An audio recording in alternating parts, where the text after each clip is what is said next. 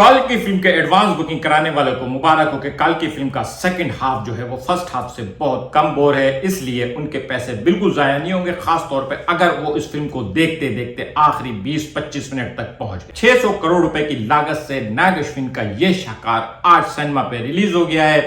इस फिल्म का रिव्यू करते हैं। अगर आपने अब तक मेरा चैनल सब्सक्राइब नहीं किया तो प्लीज मेरा चैनल सब्सक्राइब करना और बेल आइकन प्रेस करें। दोस्तों, ये एक फ्यूचरिस्टिक साई-फाई है। फ्यूचरिस्टिक साई-फाई में आमतौर पे दुनिया खत्म हो चुकी होती है। बहुत थोड़ी सी जगह पे कुछ लोग होते हैं जहां पे एक सुप्रीम ईवल ताकत होती है जिसने सब कुछ रिसोर्सेज कब्जे में की हुई होती हैं और बाकी आवाम जो है वो इंतहाई बदहाल होती है। अभी यही चीज इंडिया की पहली फ्यूचरिस्टिक साई-फाई गणपत में हम देख चुके हैं। बहरहाल गणपत काल्की से तो बेहतर थी, प्रभास के फैंस के साथ सॉरी। इसमें भी कुछ ऐसे ही है। आमतौर पे साई-फाई फिल्मों में विलन के पास बहुत सारी शक्तियां होती हैं, मरते मराते ये है नहीं, लेकिन उसके बावजूद इनको एक और शक्ति चाहिए होती है जिसके जरिए ये पूरी दुनिया का सर्वनाश कर सकें या फिर खुद अमर हो जाएं।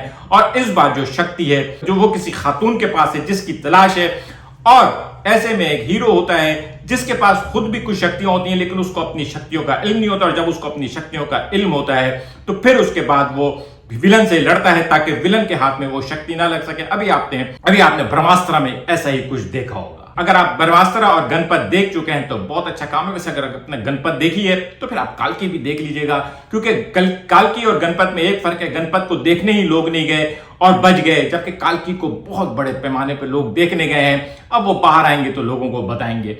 मेरा ये रिव्यू साउथ वालों के लिए नहीं है। साउथ में प्रभास बहुत बड़ा हीरो है, बहुत बड़ा एक्टर है, बहुत महान अदाकार है। वो लोग उसकी फिल्म कैसे देखेंगे, इस पर क्या बिजनेस होगा। लेकिन north belt, India Hindi speaking जो बेल्ट है, वहां पे ये फिल्म मेरे ख्याल में अगले 2 दिन में आदिपुरुष 2.0 बन जाएगी। इतनी डिजास्टर्स फिल्म में एक कहानी भी है। बहरहाल डायरेक्टर ने कहा था कि फिल्म की का स्पॉइलर नहीं दें, लेकिन बहरहाल इसकी कहानी जो है पूरी फिल्म देखने के बाद भी अगर आपको समझ में आ जाए तो किसी को बताना, जब फिल्म समझ में ही नहीं आई तो उसका स्पॉइलर कैसे दिया जाएगा। बहरहाल पूरी दुनिया, ये इस फिल्म का आगाज कुरुक्षेत्र से होता है जहां पर अश्वत्थामा को श्राप मिलता है सारी जिंदगी जिंदा रहने का, और उसके बाद ये 6000 साल आगे पहुंच गई है काशी, जहां से दुनिया शुरू हुई, और काशी जहां पे हिंदू माइथोलॉजी के मुताबिक दुनिया खत्म होगी। और इस वक्त काशी के ऊपर एक कम्प्लेक्स का कब्जा है। कम्प्लेक्स का जो मालिक है या पावरफुल है वो यास्किन यानी कमल हसन है। कमल हसन को एक सीरम चाहिए जो फर्टाइल लेडी से चाहिए। तमाम फर्टाइल लेडीज को अबडक्ट करके उनसे सीरम हासिल किया जाता है, लेकिन एक्चुअल सीरम तो आपको पता है दीपिका पादुकोण यानी सुमाथी के पास है। और सुमाथी के पास जैसे ही पता चलेगा, सुमाथी वहां से भाग गई है। अब सुमाथी को पकड़ने के लिए प्रभास की खिदमत हासिल की गई है, जो आज तक कोई जंग नहीं आ रहा। जबकि अश्वत्थामा यानी अमिताभ बच्चन जो है, उनकी जिम्मेदारी है सुमाथी को बचाना ताकि वो काल्की को बचा सके। काल्की को बचा लिया तो सारी दुनिया बच जाएगी। क्या अमिताभ कामयाब हो सके काल्की को बचाने के लिए? क्या प्रभास सुमाथी को खत्म करने में कामयाब हुआ? क्या यास्किन को वो सीरम मिला या नहीं मिला? ये सब देखने के लिए अगर आपके पास काफी पैसे हो और फालतू बहुत सारा टाइम हो तो आप जाके ये फिल्म देख लीजिएगा। इससे ज्यादा इस फिल्म की कहानी में बताना नहीं चाहता। अब आते हैं फिल्म के सबसे अच्छे एस्पेक्ट की तरफ। अगर आप ये फिल्म देखना चाहते हैं तो क्यों देखने जाए। अगर आप इस फिल्म को देखने जा रहे हैं तो इसका जो नंबर 1 रीजन है वो ये है कि इसके वीएफएक्स वाकई बहुत लाजवाब हैं। इंडियन इंडस्ट्री के हिसाब से इससे बेहतर विजुअल इफेक्ट्स अब तक नहीं पेश किए गए। चाहे वो एक इमेजिनरी वर्ल्ड हो, काशी हो, चाहे वो उसमें जो चीजें दिखाई गई हैं, जो कुछ दिखाया गया है वो बहुत खूबसूरती से दुनिया बनाई गई है। अगर अवतार में जेम्स कैमरॉन ने एक दुनिया आबाद की थी तो काल्की में भी नाग अश्विन ने एक दुनिया आबाद की है, और इसके विजुअल इफेक्ट्स बहुत क्लास के हैं। अगर आप इस फिल्म को देखने जाना चाहते हैं तो बॉलीवुड के सबसे बड़े सुपरस्टार, मेगा स्टार, बड़ा स्टार, छोटा स्टार अमिताभ बच्चन के लिए देखने जाएं। 50 साल से ज्यादा हो गए बड़े मियां को इस इंडस्ट्री में, और आज भी वो किसी भी जवान सुपरस्टार को टफ टाइम देने के लिए तैयार है।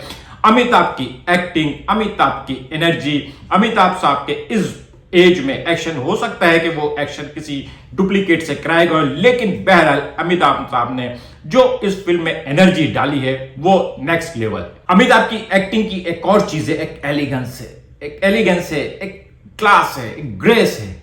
इस तरह की फिल्म, माइथोलॉजिकल बेस्ड फिल्म में कैरेक्टर्स को जिस तरह से एलिगेंस होने चाहिए था वो उनके कैरेक्टर में नजर आ रहा है।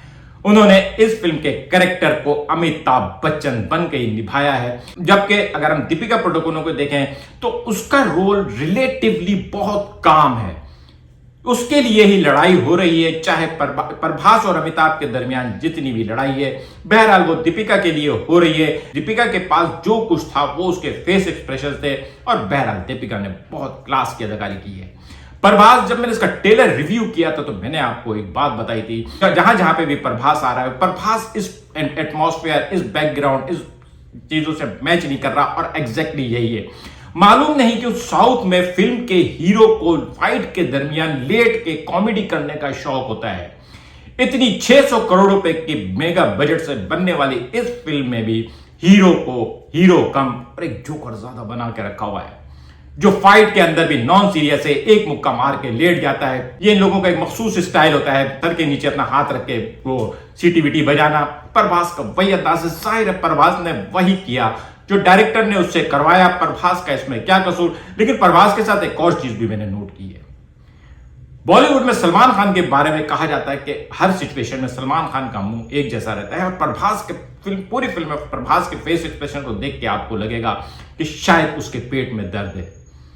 प्रभास के फैंस के साथ बहुत माजरत, लेकिन बहरहाल ये चीज आप आदिपुरुष में भी चेक कर सकते हैं, ये चीज आप साहू में भी चेक कर सकते हैं, ये चीज आप राधे श्याम में भी चेक कर सकते हैं, इवन के बाहुबली को भी अब अगर आप रिपीट देखें तो आपको प्रभास के फेस एक्सप्रेशन में लगेगा कि चेहरे पे कहीं चेहरा उसका नॉर्मल नहीं होता, थोड़ा सा खिंचाव होता है उसके चेहरे में, पता नहीं क्यों। लेकिन बहरहाल प्रभास का रोल इस फिल्म के लिए डिजास्टर साबित हुआ।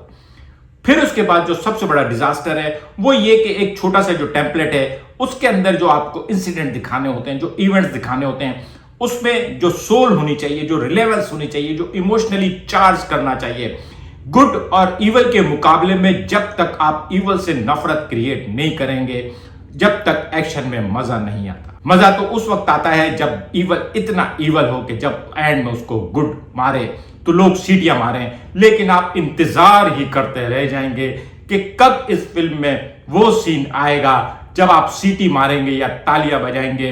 ये सब कुछ आपको शायद फिल्म के आखिरी 10, 15, 20 मिनट में मिल जाए, लेकिन उसके अलावा आप फ्लैट बैठे रहेंगे।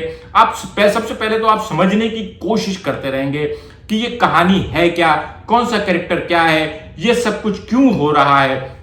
बहुत सारी चीजें तो बिला वजह ही हैं। इस फिल्म में एक हीरोइन भी है दिशा पटानी नाम की।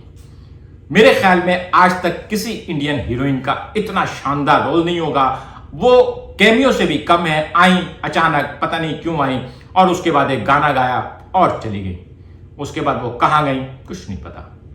बहरहाल इसके अलावा भी इस फिल्म में बहुत सारे कैमियो हैं, लेकिन उन कैमियोज की क्या वजह है, उन्होंने कहानी को आगे बढ़ाया, पीछे किया, कहानी में क्या रिलेवेंस पैदा की, कुछ नहीं। शायद डायरेक्टर के जहन में ख्याल आया ओम शांति ओम के गाने की तरह बहुत सारे लोगों को इंट्रोड्यूस कराना है, और उन्होंने इस फिल्म में वो कैमियोज डाले।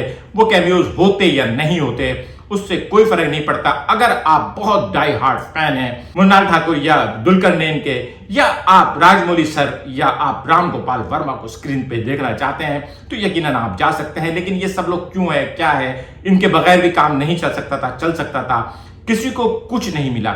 इवन के कमल हसन साहब को जिस बुरी तरह से जाया किया गया, इतना खूबसूरत कैरेक्टर क्रिएट करने के बावजूद उनका रोल भी ऑलमोस्ट कैमियो ही है। इतना शानदार गेटअप, ऐसा लग रहा है फिल्म के अंदर पहले इन्होंने इसके ग्राफिक्स विजुअल्स पे काम किया और फिर उन सारे ग्राफिक्स और विजुअल्स को जमा करके उन्होंने कहा कि अब इनको किस तरह से इस्तेमाल करना है। एक जमाने में जब आशिकी फिल्म से पहले इंडिया की तमाम फिल्मों में जो गाने होते थे वो टोटल उसकी आधे घंटे की कैसेट आती थी। आशिकी पहली फिल्म थी जिसके गानों की कैसेट 1 घंटे की आई थी, और फिर ऐसी बहुत सारी फिल्में आई जिसमें पूरे 1 घंटे के गाने होते थे, और 1-2 फिल्में ऐसी भी आई जिसको देख के लग रहा था कि गाने पहले तैयार कर लिए और उसके बाद का चलो इन गानों के बीच बीच में स्टोरी डाल देते हैं। खासतौर पे फिल्म सपने साजन के मुझे याद है, इसी तरह से काल्की में भी इसके विजुअल ग्राफिक्स, एक्शन सीक्वेंस, ये सब कुछ चीजें पहले तैयार कर ली गई और फिर इन सब चीजों को दिखाने के लिए एक कहानी में डाल दी गई, लेकिन कंटेंट नहीं है। आपने कितना ही शानदार विजुअल इफेक्ट्स क्रिएट करते हैं, आप कितनी ही शानदार फोटोग्राफी दिखाते हैं, आप जो कुछ भी क्रिएट करते हैं, लेकिन अगर सीन के साथ इमोशनली इन टच नहीं हो रही ऑडियंस अपनी सीट को ग्रैब नहीं कर रही, तो फिर आप फेल है। और इस फिल्म में आप सीट आपको ग्रैब करने की कोशिश कर रही होगी, बॉस बहुत महंगा टिकट लिया है, बैठे रहो, प्लीज पूरा करो, अब टिकट ले ही लिया है तो इस फिल्म को पूरी करो। ये फिल्म आप सिर्फ इस वजह से पूरी करेंगे कि आपने टिकट बहुत महंगा लिया है और इस चक्कर में आप तकरीबन 2.5 घंटे की फिल्म देख जाएंगे। उसके बाद फिर थोड़ा सा आपका पैसा वसूल होगा। अब उसमें आप कितना पैसा वसूल करते हैं ये आपकी किस्मत। गाने के नाम पे एक एंथम है, वो आप देख चुके हैं। ग्राफिक्स के ऊपर मैं बता चुका हूं, कैमरा मैन बहुत क्लास की है। टेक्निकल एस्पेक्ट के लिहाज से ये इंडिया की मास्टरपीस है। अब तक इससे बेहतर टेक्निकल एस्पेक्ट वाली फिल्म नहीं आई होगी, लेकिन कंटेंट वाइज ये इतनी पुअर है कि ये शायद गणपत से भी बदतर है। बड़े मियाँ छोटे मियाँ, इसके सामने तो बड़े मियाँ छोटे मियाँ बेहतर लगने लगी है। आप यकीन करें, मुझे अब लग रहा है कि गणपत भी शायद थोड़ी सी कहानी तो थी, गणपत भी वैसे बिल्कुल ऐसी थी, और ब्रह्मास्त्र तो इससे 10 गुना बेहतर फिल्म। अगर इंडिया में ब्रह्मास्त्र को जो रेस्पॉन्स मिला था, ब्रह्मास्त्र के मुकाबले में काल्की कुछ भी नहीं है। परहैप्स के इंडिया में ये साई-फाई वगैरह का कॉन्सेप्ट जो है कोई इतना नया नहीं है।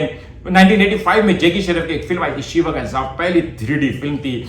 उसके बाद फिर कोई मिल गया सीरीज आई, फिर रावण आई, तो और उसके बाद बाहुबली आई। तो इस विजुअल ग्राफिक्स साई-फाई वगैरह की फिल्में इंडिया में बनती रहती हैं।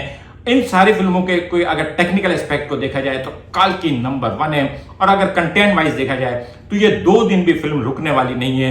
मंडे से तो ये इतनी शदीद तरीके से डाउन आएगी। अभी तो इस वक्त ये हवा चल रही है कि जो आदमी भी इसकी बुराई कर रहा है उसके ऊपर ये इल्जाम लगाया जा रहा है कि क्योंकि नागेश्वर साहब ने लिफाफा नहीं पहुंचाया है इसलिए ये उसकी बुराई कर रहा है। लेकिन मेरा लिफाफों से कोई ताल्लुक नहीं है। मैं तारीफ करूं तो भी मैं अपने खर्चे पे करूंगा, और अगर मैं बुराई करूंगा तो भी मैं अपने खर्चे पे करूंगा।